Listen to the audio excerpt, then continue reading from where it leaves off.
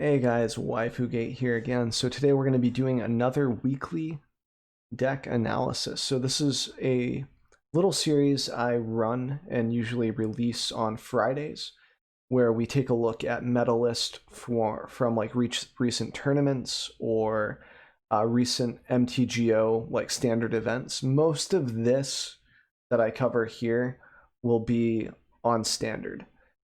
The historic tournaments sometimes pop up, like MTGA Zone runs it here and there. A tournament usually on the weekend, sometimes two in one weekend, which is pretty cool.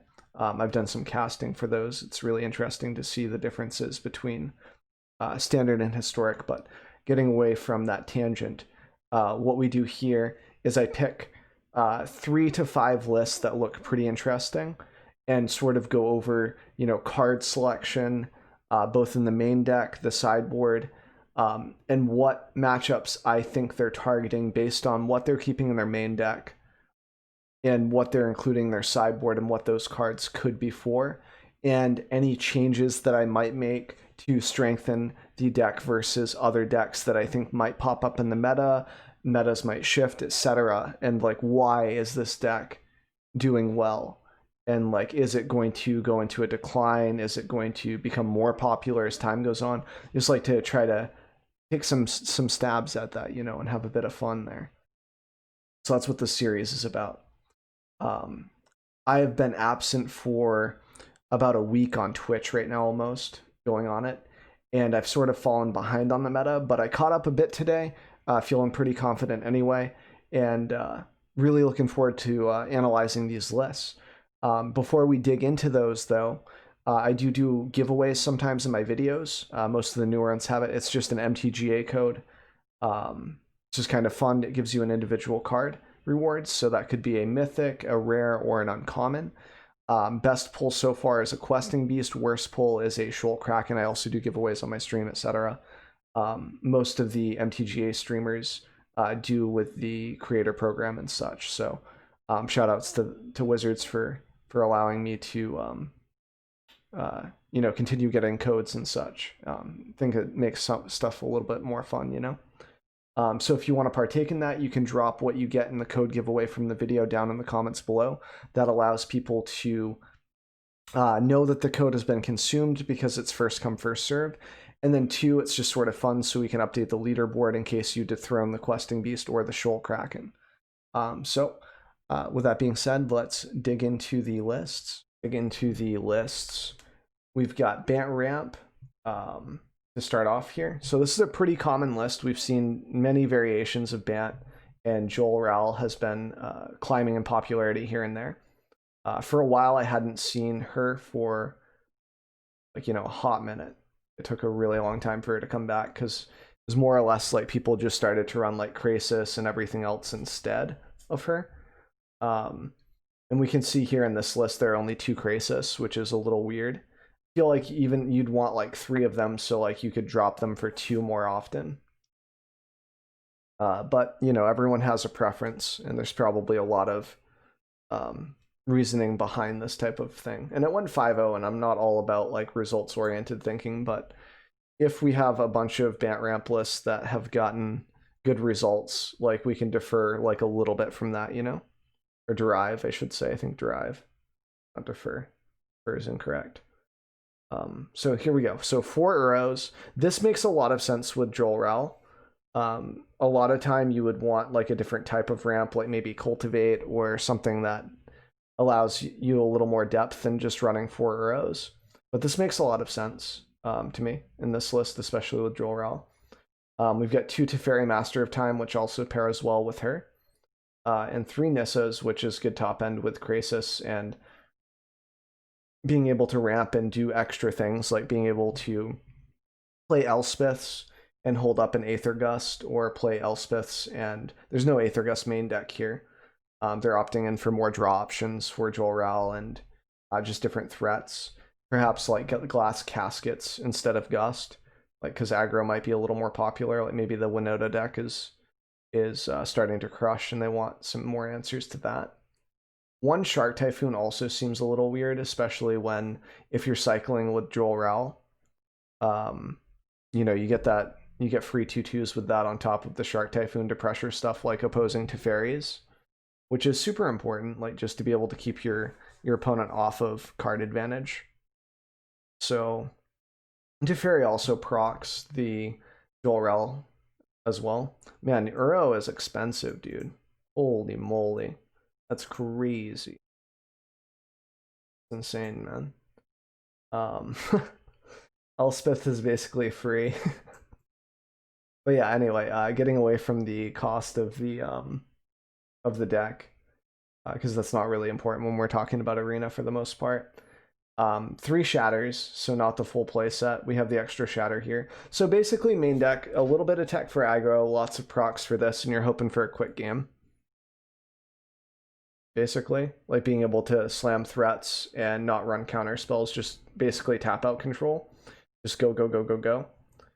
And if you're running this type of a list, your opponent will oftentimes respect Dovin's veto, even if they've done research prior and they think that they might know your list. Unless they are very, very thorough. Like, I didn't know about this list, and maybe that's something I need to work on as a player and as a person is doing research prior. But I like working in the hypothetical space and trying to guess at it, because I feel like that's more of an important exercise for me at the moment, because I know I can do the research and base information off of that. I think it's more important for me to flex the other muscles and try to get those worked out a bit. Like the mental muscles, not like me doing push-ups, but like metaphorical push-ups, where I'm getting better as a player because I can predict what my opponent might do based off of the theoretical instead of knowing the list. I feel like knowing the list is pretty boring anyway, but it's important to strike a balance between that. I'm just compensating a lot because I haven't done a lot of the hypothetical stuff like throughout my life, something that I've just ignored. So getting back to the list itself though, 2 gust, 1 veto seems very, very small, but I mean, if you're running a 60 card deck, and I guess you can veto, it's not terrible. They prefer the disputes over the vetoes because that can counter an early game Teferi. They've got 2 Elder Gargaroths, which are pretty... See, I don't know if I agree with this, because if you're bringing this in against control, I guess if you bring it in against aggro, it's awesome. But not Winota aggro, because they'll just run you over anyway. But any other type of aggro, it seems pretty nice. Like mono red or whatever else might be popular at the moment, like Gruul, etc. So this makes sense. It's just like normally you see like ambushers and stuff too on the sideboard for that. I like pairing the ambushers and the Gargaroths, especially against control, where if their only answer to my creature is maybe a 1 or 2 of shatter that they happen to keep main deck, plus Elspeth Conquers Death, then I feel more confident slamming that. Multiple threats, so that when we Krasis, or if people bring in Thought Distortions against us, we can kind of just mess around and try to get there through that. And pressuring the Reclamation list with creatures can oftentimes win you the game before they can really set up, which is nice. So I feel like this is a good step, but I'd want to include more. Instead, they include stuff like Shark Typhoons to pressure other Teferis, also to have an alternative win con. So overall, the sideboard makes a sense. I think that I would prefer more vetoes over some of this other stuff. Like, I'm not sure how much the 1 of Brazen Borrower would help versus having more consistency with my sideboard slots. Like, the Casket makes a lot of sense because then you have more consistency against indestructible dudes. Very good against mono white, even if mono white's not super popular. It's good against Winota, which is picking up some popularity because of this list that we're about to cover. So it makes sense. I just don't know if I agree with 1 veto. I'd like to see at least 2 or 3 is my sweet spot, like just for consistency and drawing it and seeing it in time. So. And then the 2 Shark Typhoons are fine too. I would just almost prefer, instead of to pressure the Teferi with the Shark Typhoons and such, is just to have more, and I know I've already, this is like covering the same point multiple times.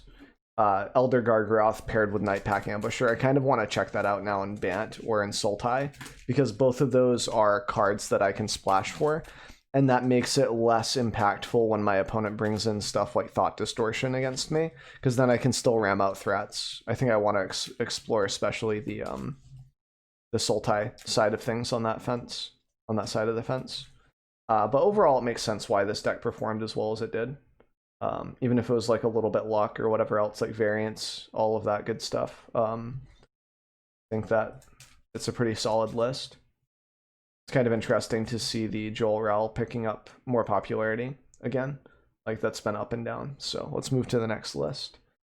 So we've got, this is a deck that I thought was a meme. I ran into it on Ladder just a bit ago, so I was kind of excited to check out the full list here.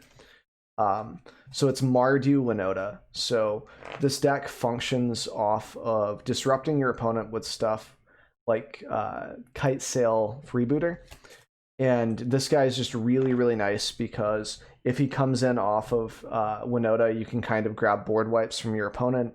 And then you also have these selfless saviors that prevent you from losing everything to a board wipe. And let me tell you, I haven't ran into something more annoying and standard since like Vanguard just kind of sticking around. Like you remember when Vanguard would just make it impossible for you to pressure vamps with a board wipe? It's sort of like that, man. Where there's always something sticking around, except that this protects anything. It protects the freebooter from getting your board wipe back. It's very, very obnoxious. And it pressures you with very fast damage with Winota. It's constantly producing tokens, and eventually you just have like a lot of stuff coming up off the top. So you just have like non-human creatures providing a lot of threat pretty much. So I was really interested in seeing the full list. So just a lot of token production, a lot of creatures that leave behind other creatures, other tokens to refill the board if you're allowed to cast Winota. So basically once this deck hits 4 mana, it becomes very, very deadly. And even before then, it can be very, very tough to deal with. And this is speaking from my one experience playing against the deck, but hypothetically, like just looking, especially now that I can see the list in front of me, like knowing how these cards interact with each other is just crazy. Like the amount of synergy it has. Woe Striders to control draws. It provides you a goat token, which you can use for Winota. That's 2 other procs. Plus, it gives you something to cast from your graveyard, also to proc Winota later on.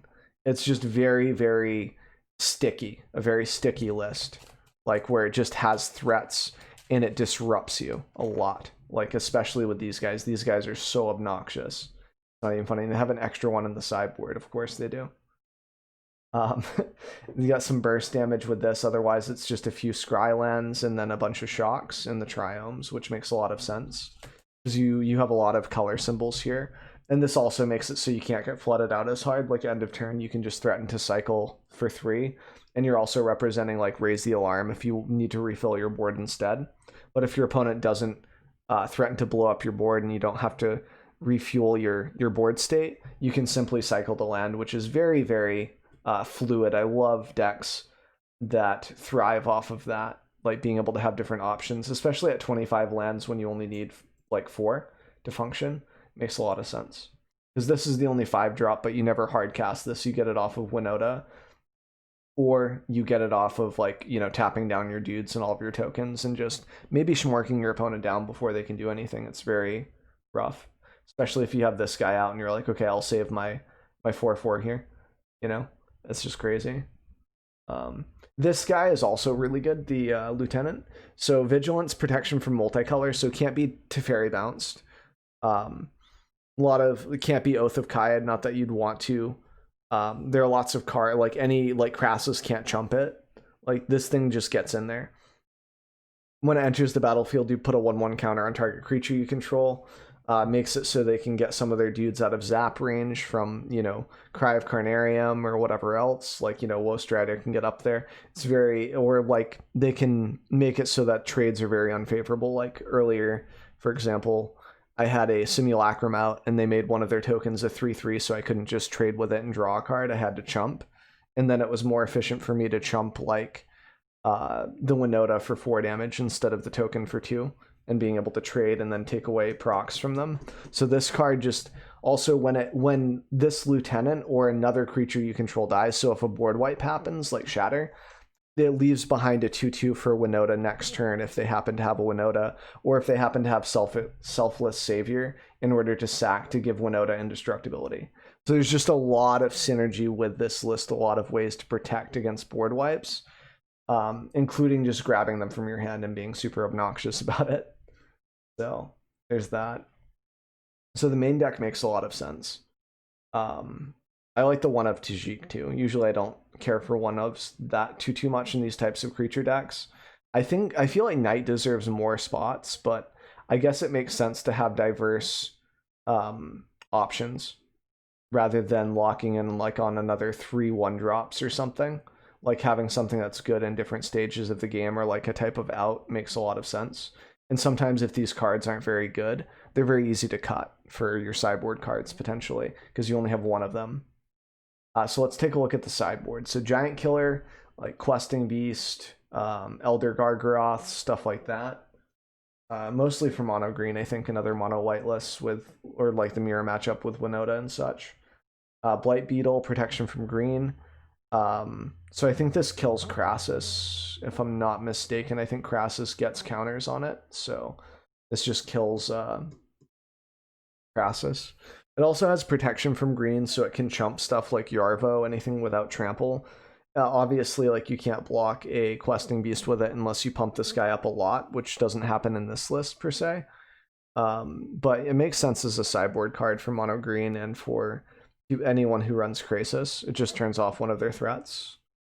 Turns off Vivian Forehead, like the 4-drop Planeswalker there that adds counters and such. So it's just kind of nice. It's good tech. Despark makes sense. Nissa. Being able to exile that card is very good. 2 Devouts. Lots of one-ofs, which I just don't agree with. Like, I would rather pick... Now, some of these are like... It's a little different. It's a little more complex than just saying that I don't like one-ofs in the sideboard. That's unfair. Because this is giving you your 4th copy of Freebooter, for example. This is giving you 2 outs for this. So when in matchups where these cards are very good, you get to bring in a second copy. Not coffee. Coffee is very good. Bringing in a second coffee is always recommended. But bringing in a second copy of a card for consistency is important. And this guy as a one-of makes sense. Like, you can sacrifice dudes and deal with bigger guys. And then we've got 2 war bosses to shmork down control a little bit more, just more procs for Winota and more ways to refill the board fast if the opponent did use a board wipe and got through your Kite Sail army, like taking away the board wipes, etc. And then the one of Kenrith makes sense too. You have like recursion with this, the 5, so if you're in a grindy matchup or you just want a 6-drop 5/5 haster that also gives like, you know, your other creatures haste, it's not bad. Like, I understand that. I don't know if I like the one of Grasp. I guess you can go Grasp, Despark, and then you're able to exile something on top of having this hit white creatures and this might not hit white creatures, etc. Like, both of these hit Questing Beast, that's what I'm comparing it to, and both of them hit Nissa. One exiles Nissa, one doesn't. I would try to like decide which one was more important to me and sort of lock in 2 of the same copies so I know what I'm getting myself into. Like, Grasp seems slightly easier to cast, but maybe that doesn't matter when you're desparking on like turn 4 anyway, because you can only hit 4 drops with this. So lots of different like ins and outs, and then the devouts for red and for the mirror, like being able to exile like Woe Striders or just having this in against like Saktos, like Mayhem Devil. So it makes sense. So like, aside from castability, I think that Despark, depending on what you want to hit with this, like if it's Nissa Questing Beast, I think Despark's just better for the exile effect, so you don't have to worry about ECD as much. That's what would make sense to me. So pretty decent, makes a lot of sense. What would I change? I don't know the list well enough, but I think that I would rather like just cut the Tajik, the Enforcer, unless it's like really important, and then just run more Knight of the Ebon Legions, like something that can win me the game that I can protect with like Selfless, like straight up, and more consistency, I would say. And then I would probably, like, if these guys aren't necessary, like depending on how necessary they are, Cut it for, you know, more consistency in the sideboard as well, but maybe that's just me like over sideboarding potentially. I'm not sure. Deck was very interesting either way. All right, moving on to the last list. So this is a pretty weird, like, this is a 4-color list. It's like Sultai, Splash, 4 Teferi, and Elspeths, I think. Or no Elspeths. No Elspeths, just for Teferi. Teferi and Veto. So this is like the opposite of, and for Oath, this is like the opposite of 4-color Reclamation. We're using like a lot of the tools that our ramp list earlier that we saw, like Joel Ral, Uros makes sense, Teferi makes sense, that type of a thing. And then we're also running like ops for consistency. We're using vetoes just to have good answers, like counter spells to stop other ECDs and whatnot. Drown and Lock, which is a pretty versatile card. This is good against aggro because oftentimes like you'll be able to drown and lock like, you know, an Ebon Knight or something earlier game, like 1 or 2 drops. You can also kill tokens with this for free, so this is a 2-mana answer to Shark Typhoon tokens, much like Eliminate would be at instant speed, which is cool. So that's kind of nice. And then you also have 3 Eliminates here. Growth Spirals, 2 Heartless. So a lot of spot removal, 2 Sweepers with Extinction Event. They're using Extinction Event because it is easier to cast than something like Shatter the Sky, where we're just doing a very minor splash for white with some Triomes probably. And the Triomes are really good with Nissa, but we're not running Nissa or Crassus, so this is a really odd list. Very different. In regards to how it tries to win the game. It just tries to swarm with Joel Ral as the win con primary, and then Uro as a fallback when that doesn't work. And maybe perhaps getting a Vraska emblem and sneaking in there with a Shark Typhoon token with flying is a very interesting way to win the game. I like it. I do like it. I think that it might be worth considering Elspeth Conquers Death, though, like, so we can recur some of our threats like Joel Ral, or getting extra procs off of Uro even if it's not like crazy good, and then being able to just work more toward having recurable value aside from Uro. That makes sense. And I don't know if I understand the 2 Oath of Kaya. Like, we don't have a lot of planeswalkers is the thing, so we're not getting a lot of life off of that. If they go to swing at Vraska, or they go to swing at one of our Teferis or something. And it's like a lot of the stuff that people are doing, it would almost make more sense to have something like a Glass Casket in that slot so we could deal with Crassus without getting punished. Maybe deal with like Selfless Savior, like being able to like with this Winota list, like being able to stop some of their indestructibility tricks, or like against mono white where we can exile the token production and then board wipe later. Like, it just makes more sense to have other stuff there instead. And you can also bounce the Glass Casket in the same way, especially if it's just like a X cost creature like Crassus. Like, it's pretty free just to -3 the Teferi and draw there. So interestingly enough, they opt in for no Castle Vantress and 1 Castle Lochwain instead. I guess that's because they're not drawing multiple cards at once most of the time. They're mostly just cycling and drawing like 1 or 2 cards tops. Like Opt just cycles itself, you draw for 1. Growth Spiral, same deal, draw for 1. Shark Typhoon, draw for 1. We're not like doing multiple coffees, so keep saying coffees. That means I need more coffee. The second time this video. So Lochwain, what I'm trying to get at, it makes a lot of sense because it's just draw. It's, I think, less mana than scrying with Vantress. Overall, it's 4 mana compared to Vantress's 5. So you're able to do this and then maybe draw another card and potentially make a token on your opponent's turn, which is pretty interesting. And then, like, it just makes it does make a lot more sense than our Castle Vantress. 4 Fabled for Uros makes a lot of sense. And we've got like 8 copies of Triomes and a few basics for Fabled. Makes sense. And no cultivates, no simulacrum, so we don't have to worry about like fighting over basics with Fabled, which is cool. So yeah, aside from like maybe Eugene, maybe something else, like maybe Elspeth's. I'm not sure if we can really fit it. It's rough. Tough to say. But I like the idea of splashing the white, and I've tried it in the past. Mainly just for Teferi, so you don't have to worry about like Reclamation just blowing you up every single time. Being able to pressure Reclamation with Droll Ral makes sense to me. So it's like if you're exiling a lot of your own permanents, I can see why you wouldn't want Eugene, but other than that, like maybe you exile your Droll Ral, and maybe that's why you don't run it as much. But when you're not running like Elspeths or other types of answers for Planeswalkers, like your answer to Planeswalkers are going schmork at them. If you're going against control, they have board wipes for that, so the Droll Ral doesn't really do it, especially if you have no recursion for it, like you don't have the Elspeths to bring them back. I feel like you need something, like maybe a Tameo, or I don't know. Some way of rekindling those threats, I feel, might be important.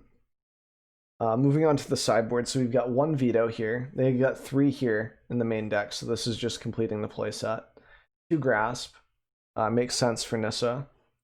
We don't really want the color lock if our like black and our white are tethered together. Like that can be a little dangerous in regards to casting it earlier than, like grasp can be cast earlier than Nissa, or not Nissa, but grasp can be cast earlier than Despark depending on the mana situation. And this can hit something like Teferi, whereas the other stuff can't. So if they're greedy and they +1 Teferi, because they're not respecting like Elspeth because they don't need to yet, and they want to like bounce a Shark Typhoon token, you can punish them with grasp earlier. But that allows them to Elspeth it later since you didn't exile, so I would maybe think about Despark even if the mana is a little harder. 1 Cry, 2 Kaya, that pretty much tells me that they want to do well against maybe Rakdos. Kaya is also okay at exiling Uro, and it also is good against exiling Shark Typhoon tokens if she doesn't get one shot. Sometimes you get the Wombo combo, as I like to call it, with Teferi and Kaya, and they can kill one of them or damage one of them, but then the other one will either bounce the token or exile the token, so you kind of checkmate them, so to speak, because they can only make 1 Shark Typhoon token unless they want to make 2 1/1s, and then you're not even worried about it anyway. So it's kind of nice. 4 Disputes makes sense, very easy to cast in this type of a list, and it fights Teferis, so you can keep your other counter spells rolling, like your Drown and Locks and your vetoes. 2 Narsets against Krasis decks, because that's your biggest weakness, is the opposing Krasis. And since we have no Krasis of our own, like being able to prevent the card advantage is almost, it's close to generating our own card advantage, right? Plus Narset does that if she survives 2 turns. And with Kaya and Teferi maybe to protect against Shark Typhoon tokens, it makes sense. The 4th Teferi in the sideboard makes sense. I mean, I feel like you could just find room for the 4th Teferi here by dropping like an Opt, or dropping like Eliminate, or dropping the Heartless and making that a 1-of, dropping the Oaths because I don't think they're that good, etc. Like there's ways around it. Whereas you just want the procs for Droll Ral and to prevent counter spells. Event makes sense. You can hit, odds pretty easily before you escape your own arrow, and then like you don't hit your Droll Rals or the tokens that she produces because those are all evens. 0 is evens, so you're able to just kind of make work of that. And the Thought Distortion here makes sense. You just get to Thought Distort the Bant Mirrors sometimes, and as long as they don't have reversal, same thing with Reclamation, you kind of get there. And since you're ramping, you get this out a little bit earlier. So makes sense. Almost rather, I'd like to see like maybe Remorses too, or something, some type of vision, so you know what to counter, and know when you can tap out or when it's safer to tap out, is what I would say there. But this makes a lot of sense. So we've got 2 sweepers in the sideboard, one kind of targeting Saktos a little bit more. This also targets the Mardu deck a little bit, but not a lot. Like the Mardu deck would lose their Kite Sail, it would lose Savior, because the indestructibility wouldn't help. So I guess if this list gets more popular, it makes a lot of sense. Yeah, like a lot of this deck is hit by it for sure. Like all of it except for Winota and Basiri's Lieutenant and Loxodon. Like if they go to Loxodon first, I guess that's rough too. So maybe even like an extra copy of Cry or something wouldn't be terrible. Maybe drop a Dispute.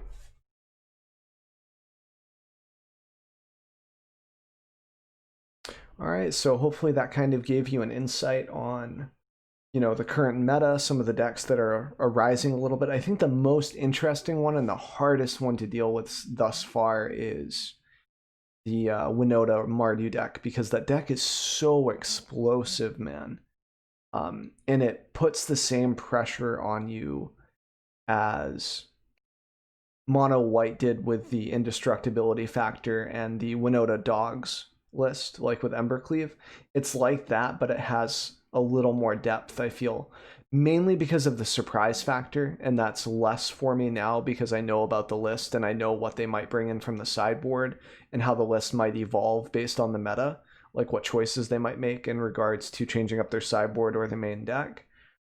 But it's very interesting how the meta is sort of shifting in that direction, like to try to kind of combat Tamir Reclamation, like against Flame Sweep, being able to grab that from them. I think Tamir Rec really runs Flame Sweep. I'd have to look into that list again. It's a lot to catch up with, man. There's a lot of information. And that's the great thing about Magic, is that we have all of these different types of lists that come out of the woodworks when something like Tamir Reclamation, whether it's the Tamir Rec traditional or the 4-colored one, where we're sort of forced to come up with these brews to try to combat that, to have a chance at not just needing to play the meta list, you know, which is interesting. It's cool how that's why I like doing these series where we can kind of look back and be like, oh, this is what Standard looked like, you know, like 3 or 4 weeks ago. How is it different? Like, what are the featured decks this time? So I like that. And I have a new idea in regards to like what I want to brew, which is like probably the next deck guide, which is Sultai Ramp, but using the same type of sideboard sometimes that Bant Reclamation, or not Bant Reclamation, but Bant Flash or Bant Ramp does, or Tamir Reclamation does, where they bring in like Elder Gargaroths and Nightpack Ambushers to combat like Thought Distortion sideboards against you. I want to try that out, man. I think that's going to be a good deck. But who knows? I need to get better at brewing, and I'm not going to get better unless I try. So hopefully you guys liked the video. There'll be a little end panel here in a second where you can hit subscribe. You just click on my dumb face, and that really helps the YouTube channel.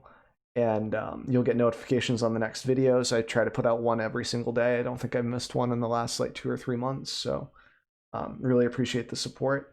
And if you guys have any questions or comments, throw them down below. And I also do a viewer deck review that comes out on Saturdays. And if you want to submit a list for that, just throw like an Aether Hub link down below in the comments, and I'll try to include it on the next video. So appreciate you guys, and I will see you next time.